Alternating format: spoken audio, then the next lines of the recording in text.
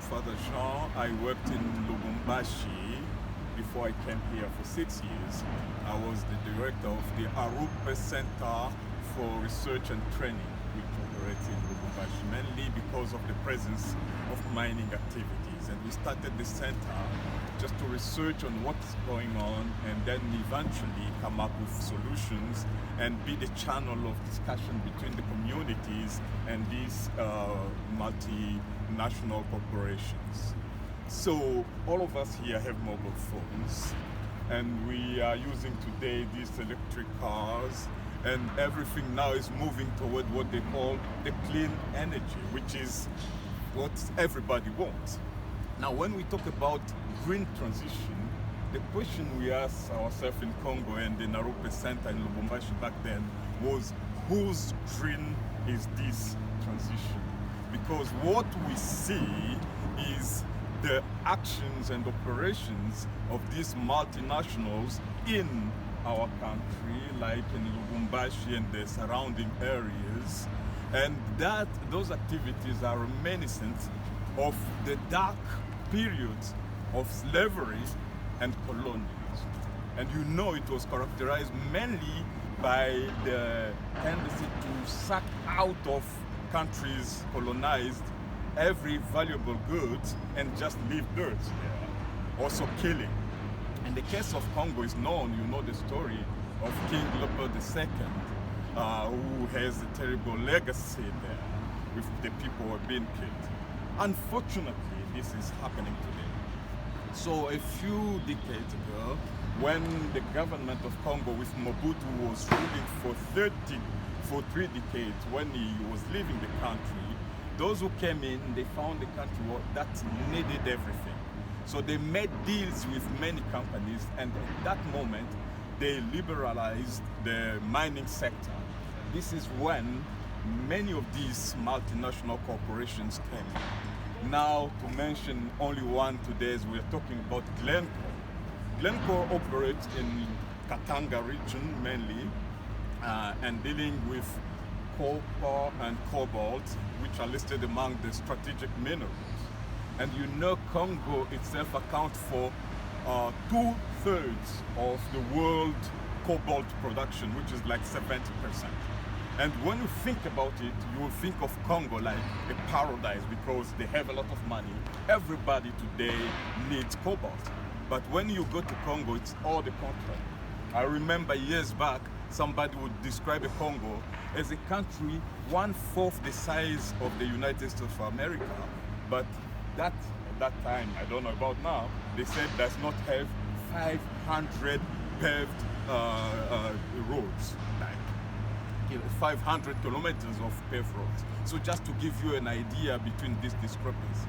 And you can see also on the list of the Human Development Index, Congo is among the last countries down there. Just to give them. Now, what justifies that? On one side, we have the government and what they're doing. We are not talking about it now, but we look at what corporations do. When they come, they sign these agreements, especially as regards to the corporate social responsibility.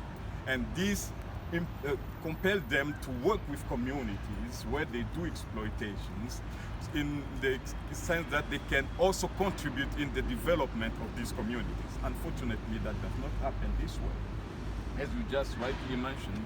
And in Congo, it's almost everywhere. There are places I visited, I saw like it looked like the Sahara Desert, because what you see, just there are no trees, nothing that is really alive. And I would ask questions whether it was always the situation.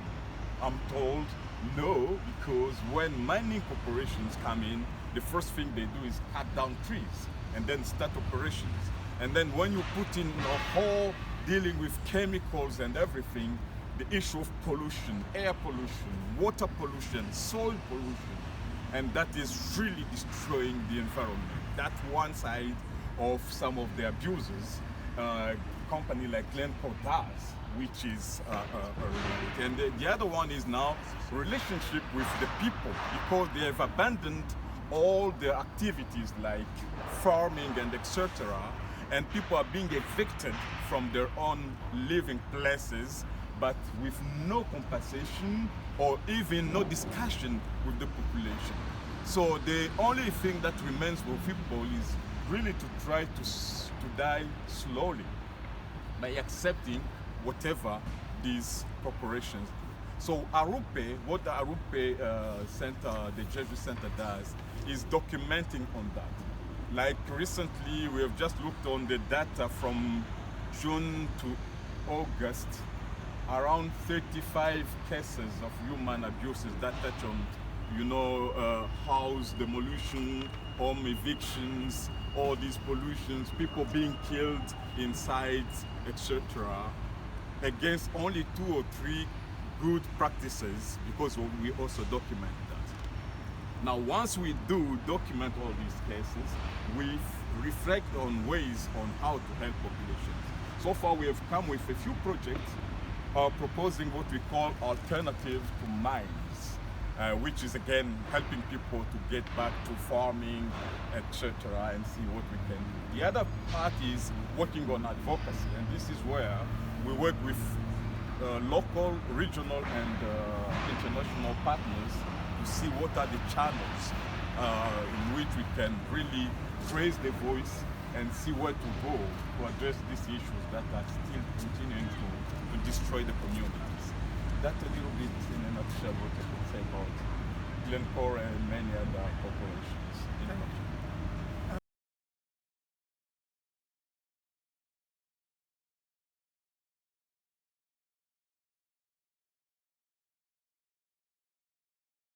James's Square, and the 2 buildings of particular interest to us are number 1, which is the offices of BP, and number 6, the offices of Rio Tinto. And Melanie from Green Christian is now going to tell us about BP.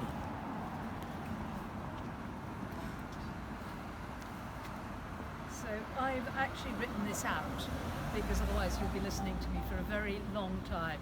This is somewhere where we come and pray, where we kind of are very familiar with this area. And I'm actually from Christian Climate Action as well as Green Christian. And in fact, my main role is in Christian Climate Action, which is a grassroots activist movement where we protest mostly fossil fuel companies and the funders of fossil fuels. So we have a weekly vigil pretty much every Wednesday outside BP for an hour or 2 where we come and we pray in silence, but we also have banners that highlight the injustice that BP is perpetrating around the world. Because BP is in fact rooted in the UK, but it's a global company with tentacles absolutely in every continent in the world. And in its annual reports, BP readily admits that if we carry on down our current path of increasing global fossil fuel use, we'll be committed to a temperature rise of over 2 degrees. And a 2-degree rise, as you probably all know, but if you don't, I'm just going to remind you anyway, even if you do, is almost certain to trigger mass starvation, disease, population shifts, extreme weather disasters. It is a death sentence for large numbers of people and species, but it will affect us all, and it will affect the poor and the vulnerable most of all.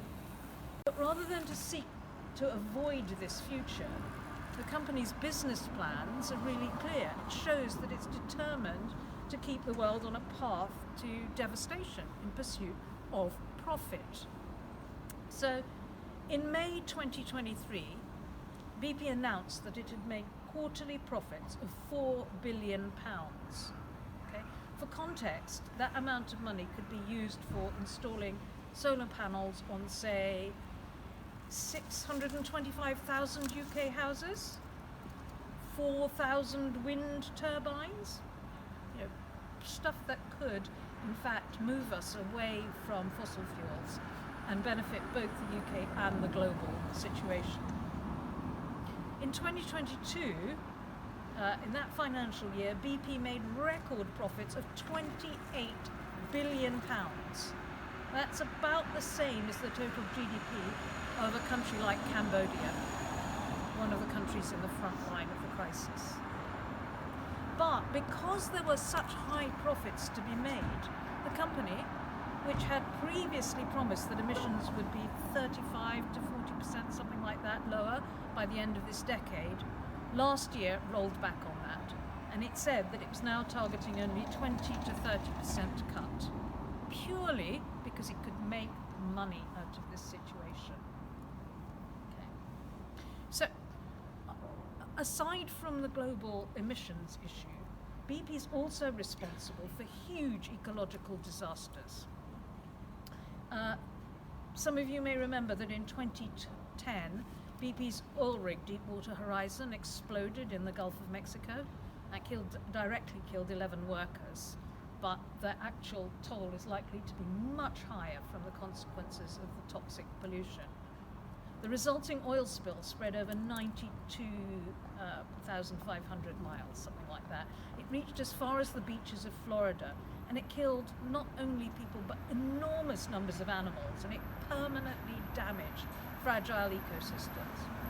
And the impact of that spill continues to this day, and it's still not fully known.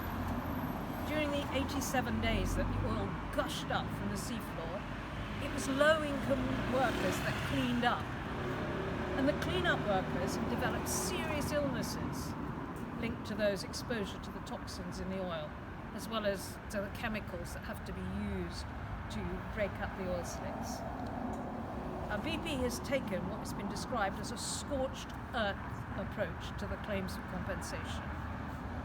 It's fighting every case to the end and aggressively resisting responsibility. I saw a figure that suggested that the average payout for illnesses was around $3,000. That's peanuts in their healthcare system. And it's not the only environmental disaster that BP has caused. In 2006, there was a hole in the BP pipeline in Alaska that led to 267,000 gallons of oil spilling out into the surrounding tundra. In 2016, they spilled almost 100 tons of oil into the North Sea, just 46 miles off the coast of Shetland. These are disasters waiting to happen. They're round the corner, and we know from history how BP will react to that.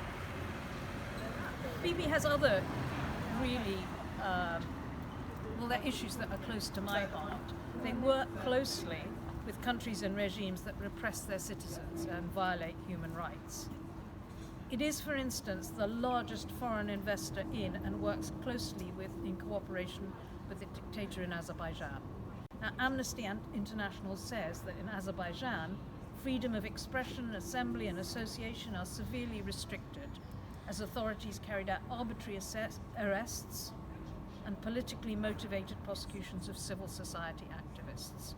This is not a country that an organisation rooted in democratic values of the UK should be working in, should not be supporting regimes like that. But then you see them in West Papua.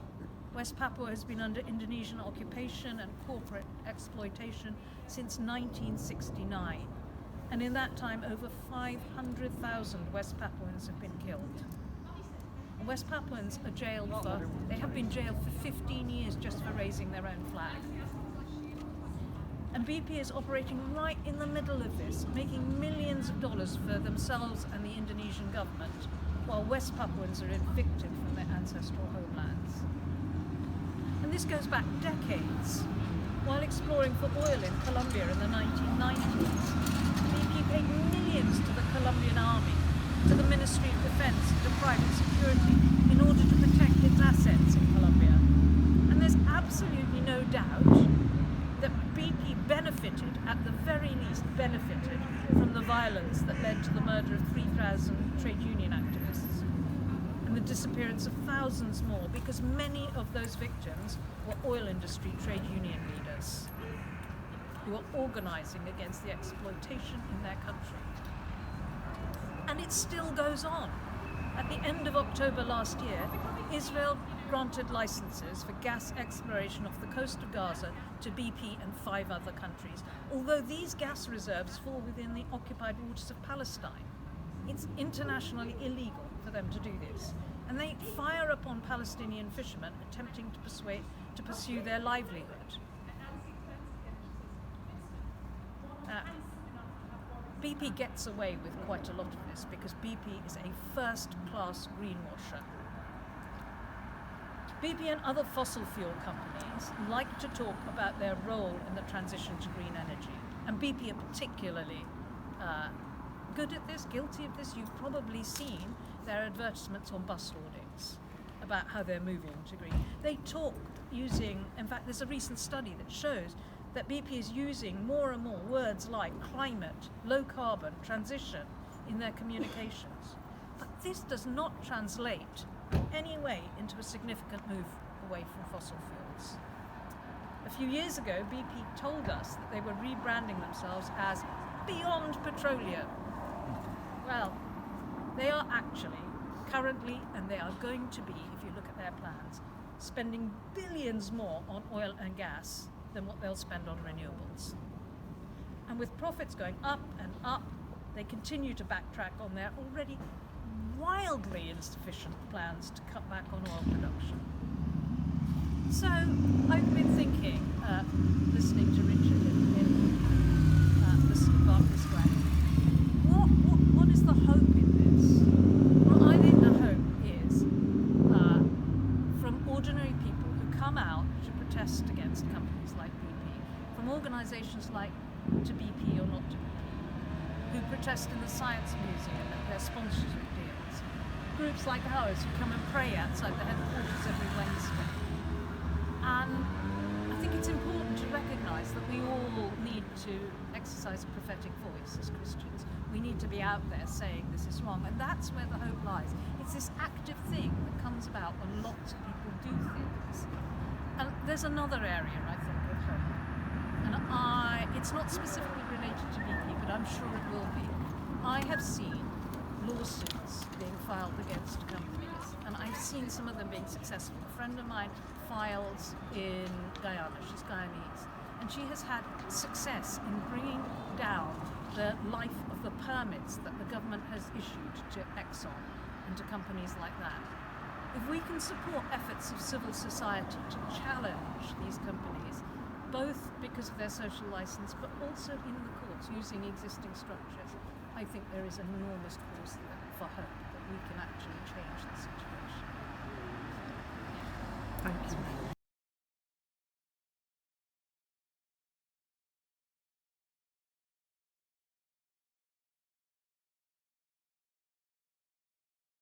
Reporting from Jesuit missions in Madagascar.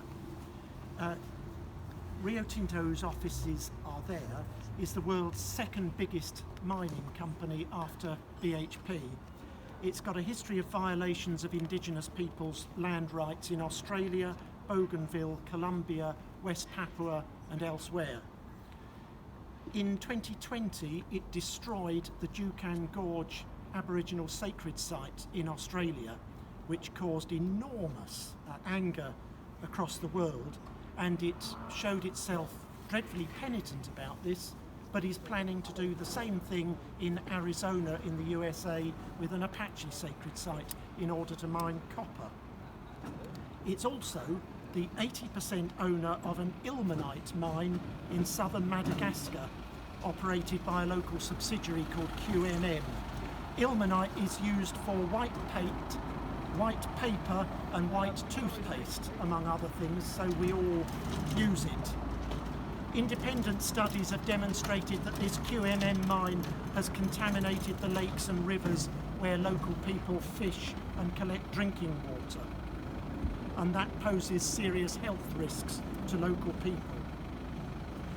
Now, although Jesuit missions and the projects that it supports around the world is not directly working there around that mine, we do support a project in Madagascar which Laura will now tell us about.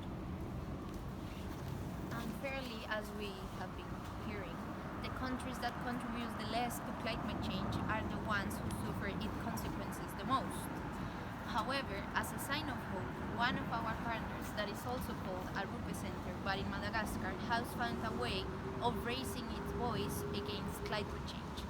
The purpose of the Arupe Center is based on the practical implementation of the commitment of the Society of Jesus, the service of the faith and the promotion of the justice.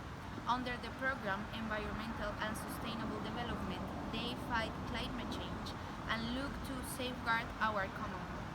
This throughout research, training, youth and advocacy.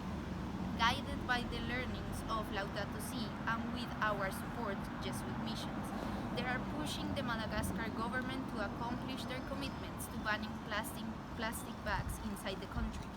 They are researching the consequences of mining, and this year they will be participating in COP29 to internationalize their voices. So this is a small example, but a big hope for us. Thank you, Laura.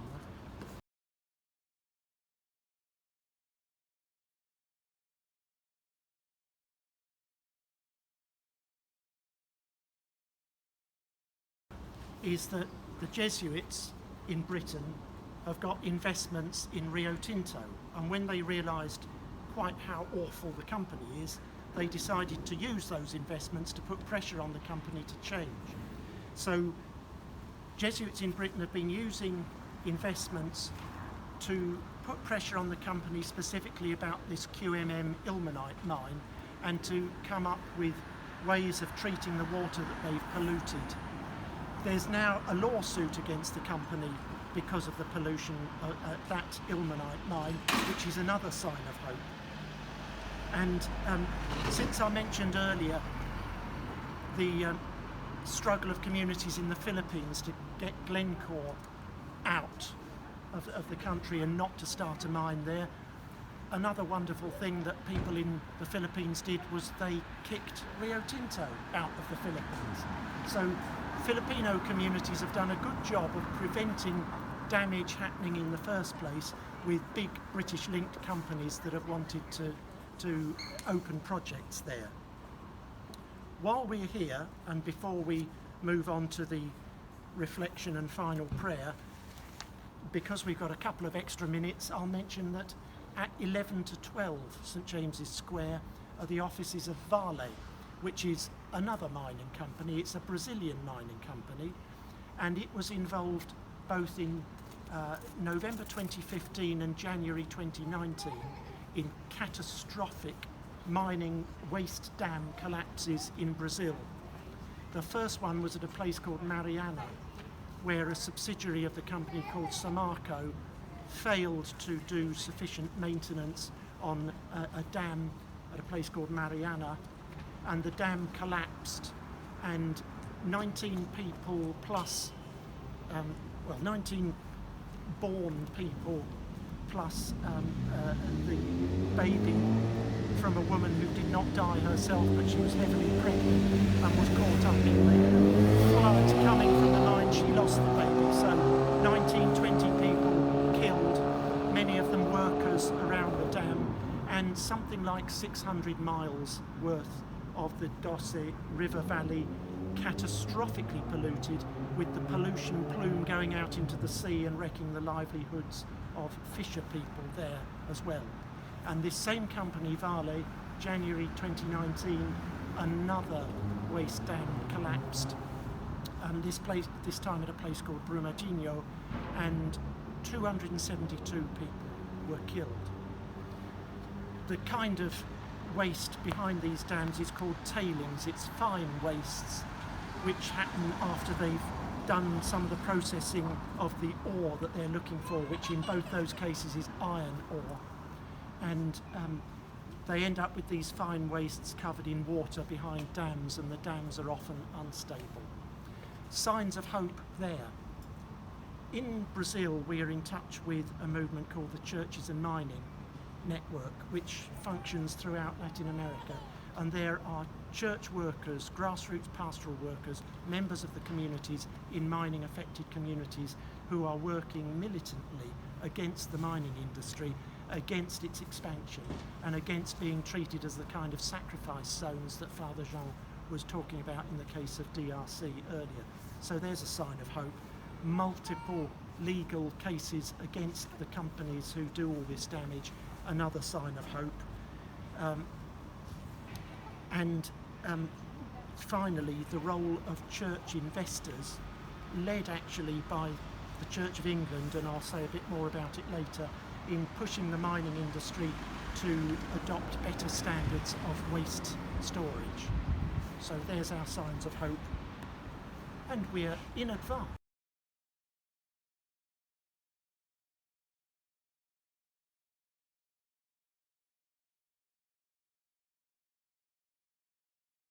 Okay. I'm the Community Engagement Officer at Jesuit Missions, and I'm going to take some time to speak about several issues, water and architecture among them. We're standing on the bank of the Thames. It's one of the great rivers in human history. And throughout history, rivers have been used as a metaphor for life and the journey of humankind. In the last year alone, here in the UK, we have seen major issues pertaining to water contamination, and we'll all be familiar with the situation at the Paris Olympics, where the triathlon, parts of it had to be postponed at least twice because of water quality in the Seine. The misuse of water, or water shortages, are repeated around the globe in every country today. Water, one of the four elements, is vital to the very existence of the human race, but we oftentimes take it for granted, or worse, we exploit it for profit. An extraordinary number of issues emerge when we talk about water. As I mentioned previously, here in the UK, sewage overflows are becoming an increasingly frequent occurrence. Let me just read. The water industry regulator Ofwat has proposed fines totaling 168 million for Thames Water, Yorkshire Water and Northumbrian Water as part of its largest ever investigation into sewage spills. Water companies are allowed to release untreated sewage into rivers and seas when rainwater is so heavy that they need to prevent homes being flooded.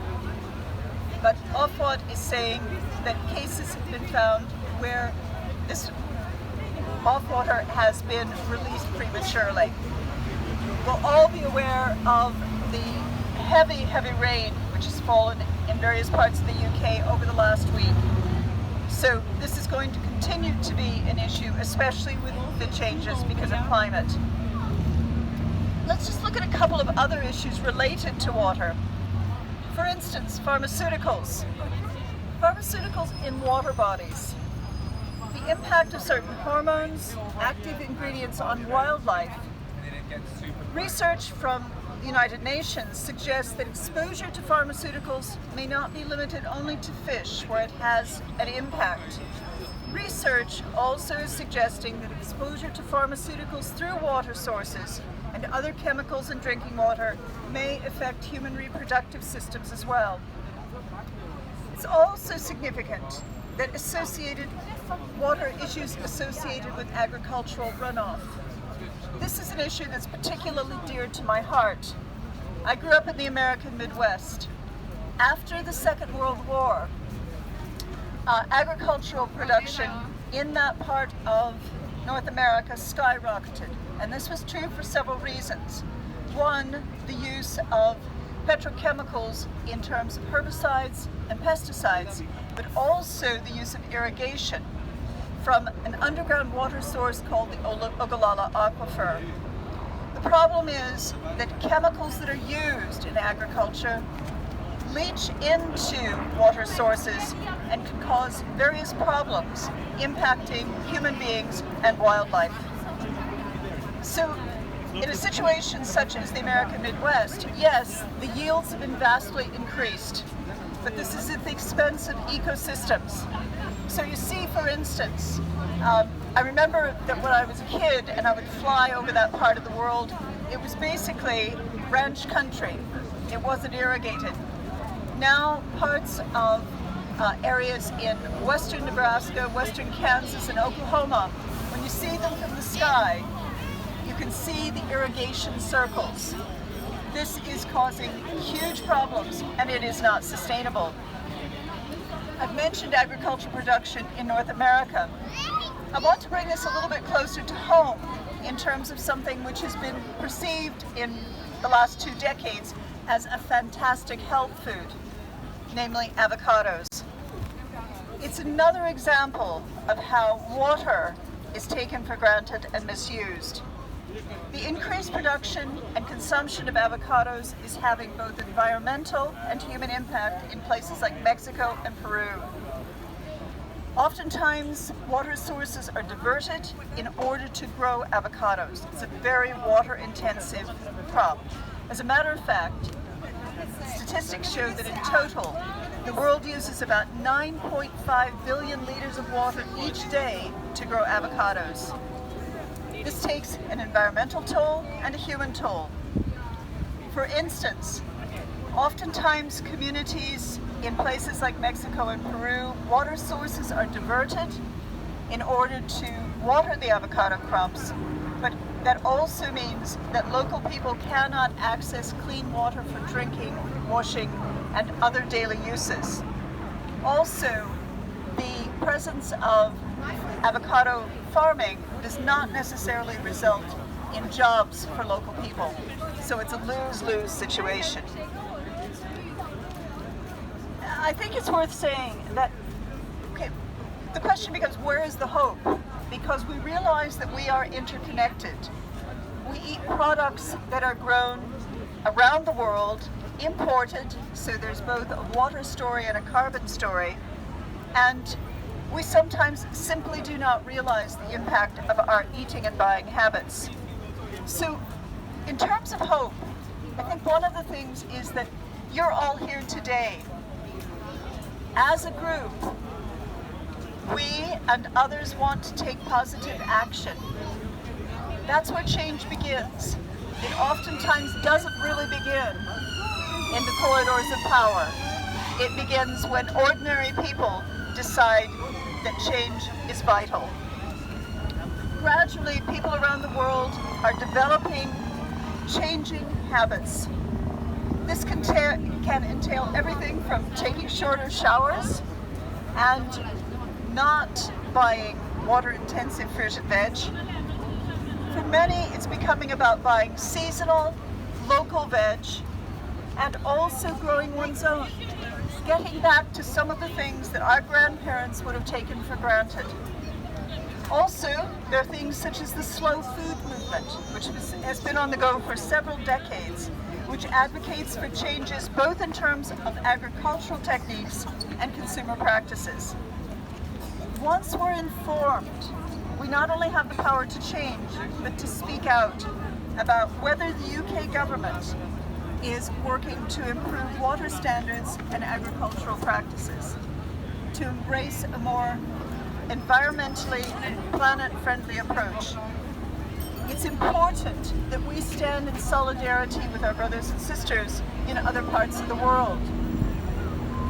Frequently at Jesuit missions, and Laura is testament to this, we're talking to partners where issues having to do with water are very real. For example, in Madagascar. For example, in places like South Sudan, where changing weather patterns mean prolonged periods of drought followed by unprecedented rain, which makes it almost impossible to grow traditional crops. And for example, our partners in South Sudan are helping farmers to learn new agricultural techniques which are more sustainable in the current climate crisis.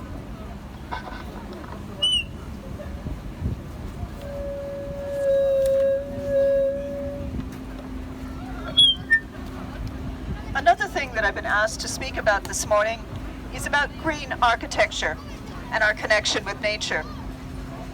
Just as people are discovering their power in terms of speaking out for the planet and water, gradually too we are learning that we need to reconnect with nature even in urban areas. If you look around, you will notice that there is concrete tarmac everywhere. This is an issue which has a number of ramifications.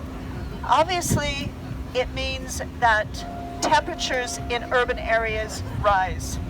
The research has been done on that, and it was interesting, I believe it was in the 1970s that researchers began to be aware of this. But also, the prevalence of pavements means that there are issues with water runoff, that it doesn't follow the normal channels and can result in even worse flooding. At any rate, let's just talk for a few moments about sustainable architecture. For the architectural community, this is becoming more of an issue, a creative issue. And if you look behind you at Portugal's house, you'll see an example here in London, and I'll say a few words about it in just a moment. In 2007, the skyline of Milan was transformed with the creation of Stefano Biore's Vasco Verticale. Two towers, one 260 and the other 360 feet, are edged with projections of concrete balconies which are completely covered with trees and shrubs, literally thousands of them. This was a groundbreaking or sky-breaking exercise. Such models are gaining in popularity in cities around the world, and increasingly urban developers are prioritizing urban green spaces. Interestingly, this began in the 1960s with Singapore, which began its greening journey with a nationwide tree planting campaign. And I'm told that if you go to Shanghai Airport in Singapore, you will also see a very different approach to an air terminal, which is essentially an indoor garden. Here in London, change is happening as well, and a number of buildings have recently been designed to higher environmental standards. This could mean a number of things. For instance, Portugal's house is a building that is part of the UK Parliament, and it has a number of features that contribute to its environmental sustainability, including features contributing to water efficiency and energy efficient ventilation.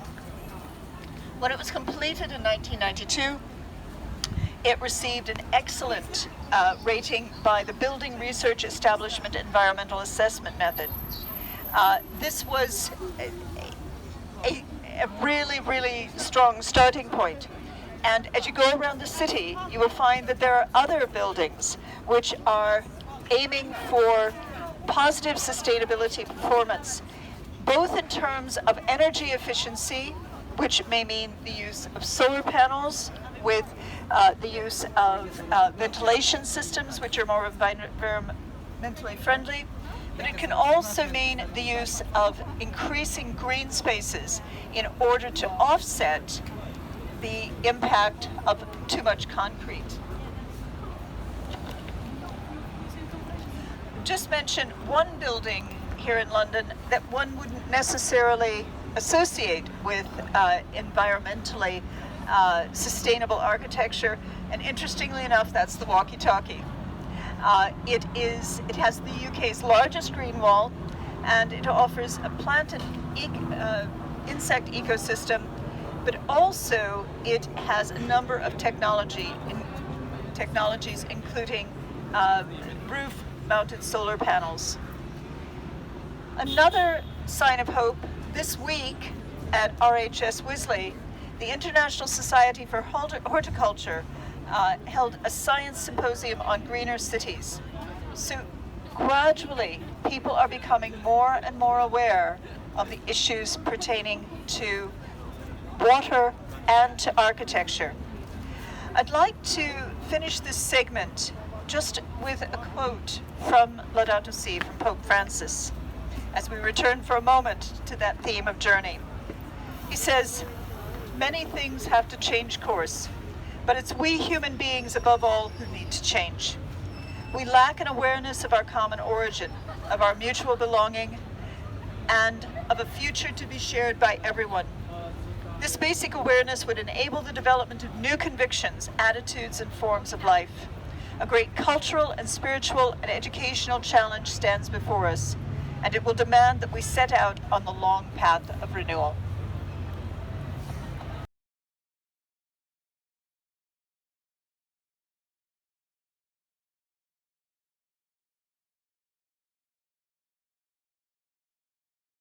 staying with the process, we're in the final stretch now. Here we are just by Parliament Square, and we're going to talk about, I'm going to talk about policy and investment.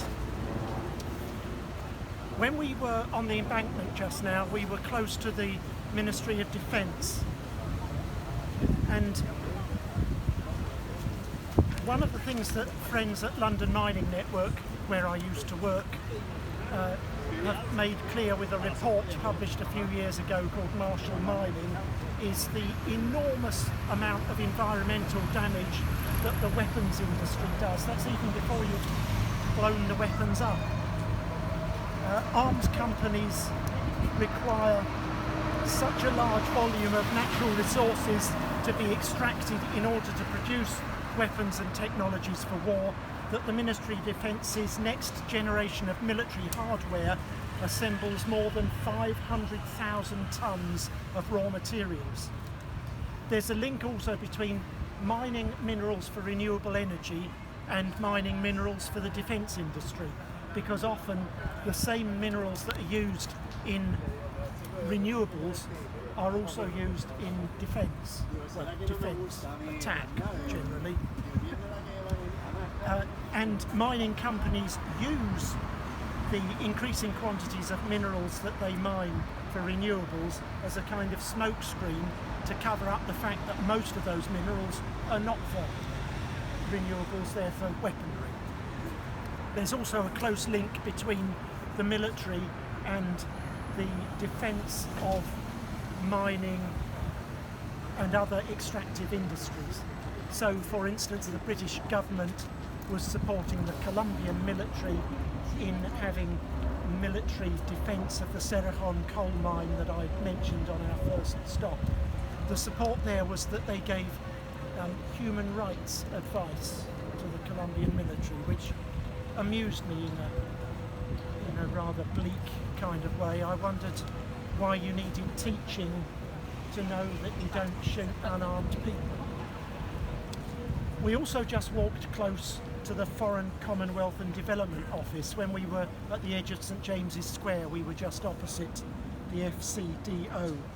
And the Foreign Commonwealth and Development Office supports UK-based companies, including those driving climate change, companies which have a history of coal mining, and also a close link with companies with links with human rights abuse.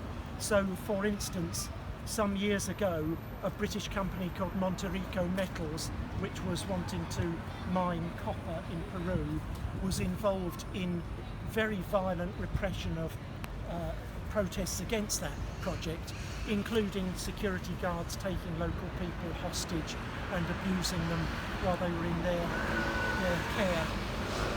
And the British ambassador in Peru at that time went around trying to persuade communities to drop their opposition to this British company's mining project.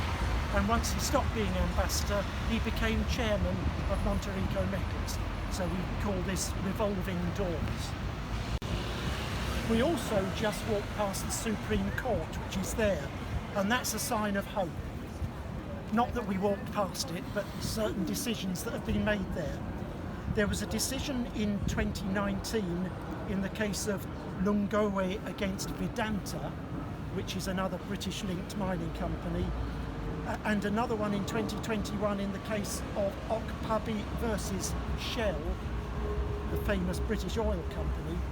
And these two decisions established in English law the concept of parent company liability, which is really a step forward. It means that if a company has a subsidiary that does something terrible overseas, the parent company can't hide behind its subsidiary and say, we are not liable. So that has opened the door to British parent companies being sued in Britain for terrible things that their subsidiaries have done overseas, and that is a sign of hope. We're also standing nearly opposite, over there, that rather square black and silver building, the former home of the Department for Business, Energy and Industrial Strategy, which, in addition to doing some really dodgy things, has been the home of what's called the National Contact Point for the Organisation for Economic Cooperation and Development, of which the UK is a member. And the National Contact Point is a place to which workers and communities badly affected by British companies can bring complaints. And it's a very limited process, but it is a process through which people can get some kind of redress. It's worked much better for workers in dispute with companies rather than communities who are suffering very brutal physical impacts of extractive operations, for instance. But it's something, and it has helped some unionised workers get redress. We're also standing outside the Queen Elizabeth II Conference Centre, and that's a favourite location for mining companies particularly to have their annual general meetings, the annual meetings where the shareholders come together with the company's board, and the board tells them all sorts of wonderful things about what the company's done, and shareholders can, if they like, bring concerns. And in my former employment at London Mining Network, a number of us had small amounts of shares in a number of companies that enabled us to go to AGMs and raise issues and bring representatives of affected communities to London to speak at the company AGMs. So that's also a sign of hope, because it's a form of pressure against the companies. And one of our Jesuit brothers in Britain has spoken the last few years at the AGMs of Rio Tinto, which I mentioned earlier, in order to raise this issue of what's happening in Madagascar. And finally, over there is Church House, and within Church House is the headquarters of various parts of the Church of England, including its pensions board. And its pensions board, for all the things that it does that we might wish were different, because it has investments in a number of mining companies, it's taken a lead along with the Swedish sovereign pension fund in trying to put pressure on mining companies to improve their waste disposal, so that we avoid the kind of waste dam disasters that I mentioned before with those two tailings dam collapses. So there's another side of that. So we'll have a moment of silence again and then a prayer.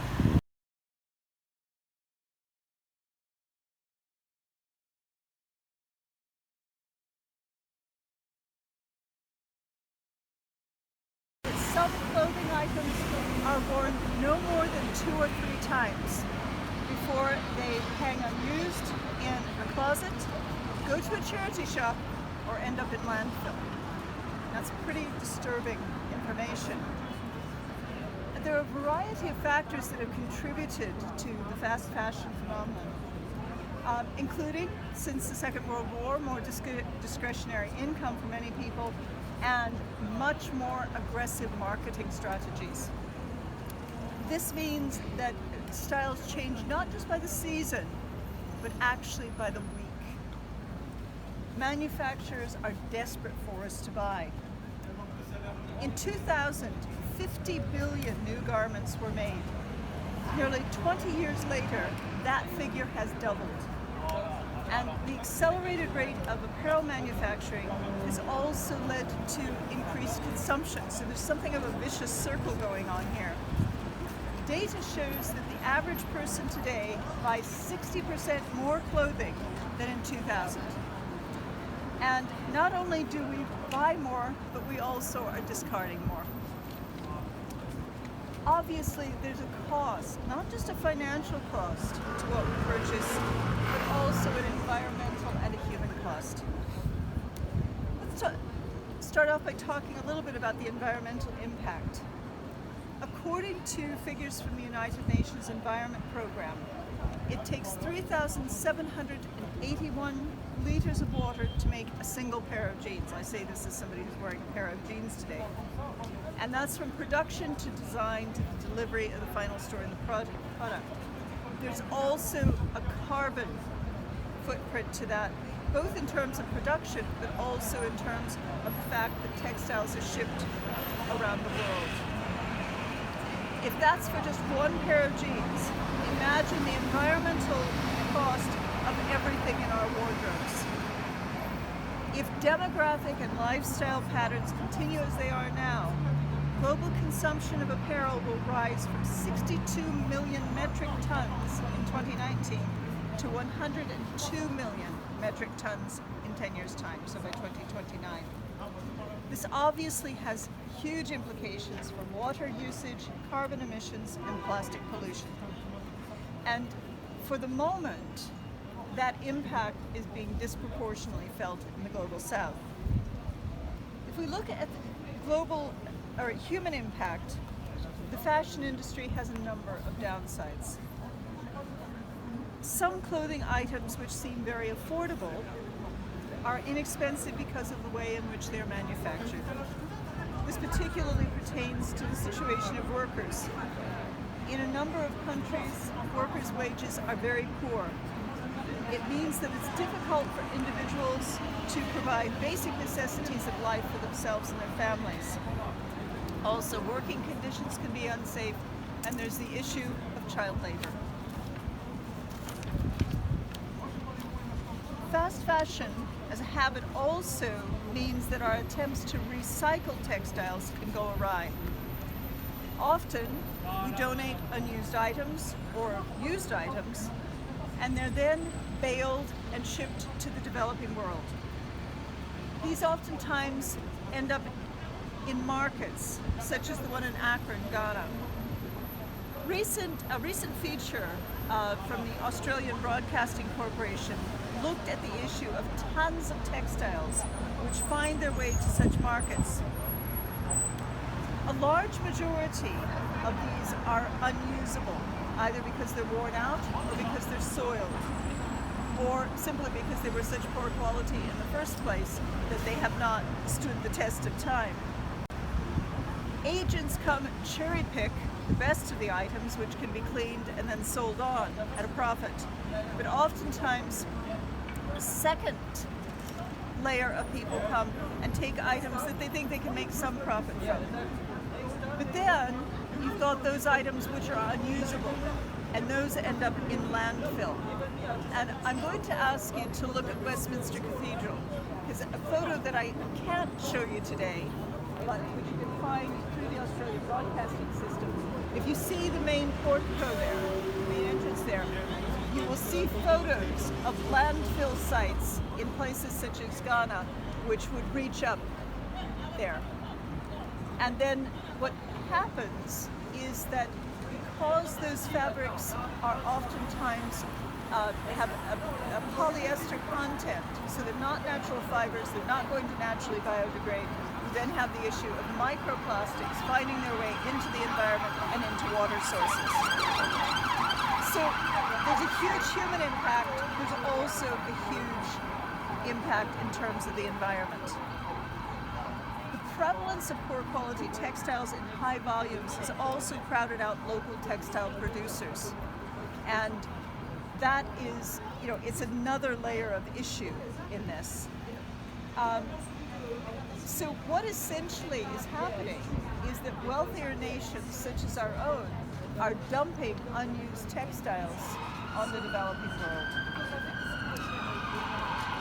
If we're looking for signs of hope, well, one would be that projects such as those supported by Jesuit missions in South Sudan give people the opportunity to learn skills so that they can use locally made products to produce clothing that they can sell, which has both a human plus and an environmental plus. It allows people to have an additional income which is going to help them to feed both their families and themselves.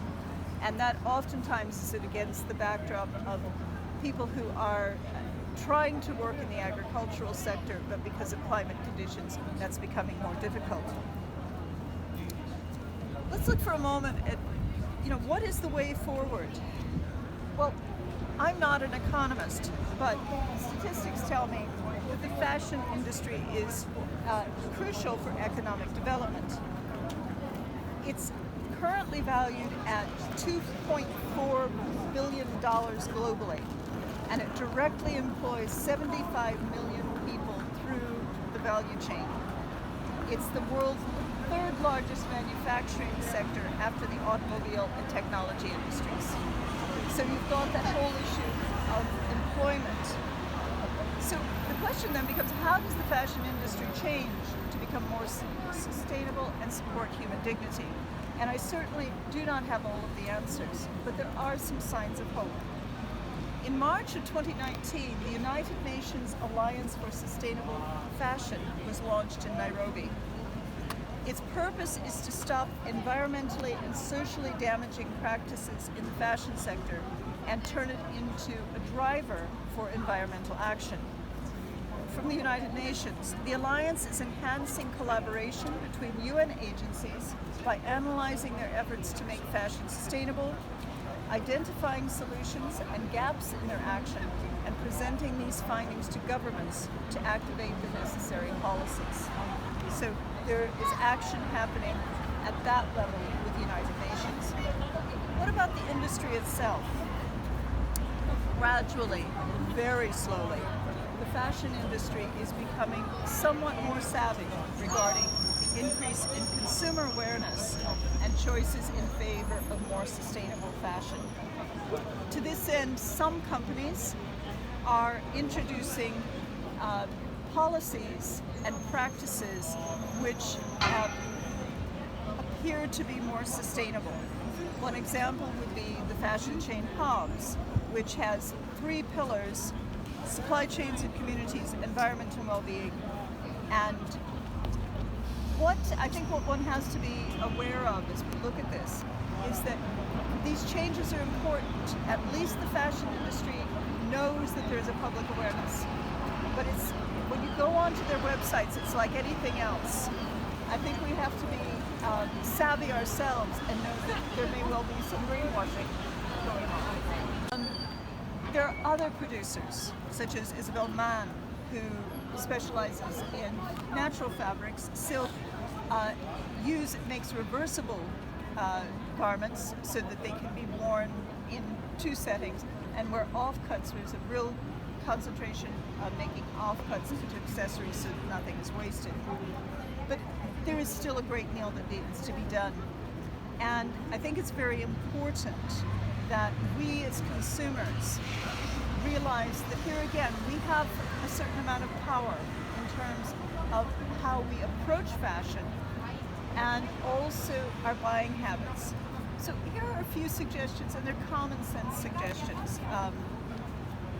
I'm sure we've all thought of these. All actors, meaning us included, we need to get involved. The designers, the manufacturers, the critics, the consumers. Without consumers making changes, then very little is going to happen, I don't think. And we need to become aware of how we buy and what we buy. One of the things which could be very confusing is checking out what we're buying. Because oftentimes the information that is there can be murky at best in terms of where something is produced, how it's produced, supply chains. But there are some companies which are making progress. So we need to get informed when we buy things. We also need to learn something from our grandparents. As I was writing this, I was thinking back to my own mother and my grandmother. My grandmother was always neatly dressed, well turned out. But if I think about her wardrobe, at any point she never had more than about 3 or 4 dresses in her wardrobe for every day, and one good outfit. And she would only buy when something had worn out. That would be vastly different than the wardrobes of many people in our society today. And I think we maybe need to go back to those times. Being creative about combining garments, about recycling them after they wear out, about repairing clothing. I was really put out last winter. I've got a sweater, a wool sweater, that I've had for 30 years, and it finally is beyond repair, and I really like it. I think I'll make it into Christmas tree ornaments because it's got a pretty pattern in it. But the idea that a garment is not necessarily just for the current season, but for years and decades to come. Which gets us back to another principle from an earlier era about buying the best quality that we can afford, hopefully of natural fabrics, that is something that's going to last, rather than something that when we throw it in the wash a couple of times is going to fall apart. Every year, every additional year that a garment is worn means less pollution. Cheap clothing oftentimes doesn't survive, and it ends up polluting, and oftentimes polluting our neighbors in the developing world. Another thing which is becoming a little bit more trendy, I found this out from my daughter, is buying secondhand clothes. There's a really, really good market for secondhand clothes, and oftentimes it's very good quality things that haven't been worn all that much or that can be cleaned up, but buying things that maybe are going to cost 30 or 40 pounds that for the person who bought them to begin with, they cost several hundred. They get a new life, and they're going to, because they're good quality, they will last longer. But also managing our use of laundry in a smart way. Again, thinking back to an earlier era where people would wear clothes until they were dirty. I'm a big clean freak, but I think it's important that a shirt doesn't need to be washed every time it's worn. It can get 3 or 4 uses, and also using products that are kind to the environment. So there are a number of ways, from becoming informed to our daily habits to speaking out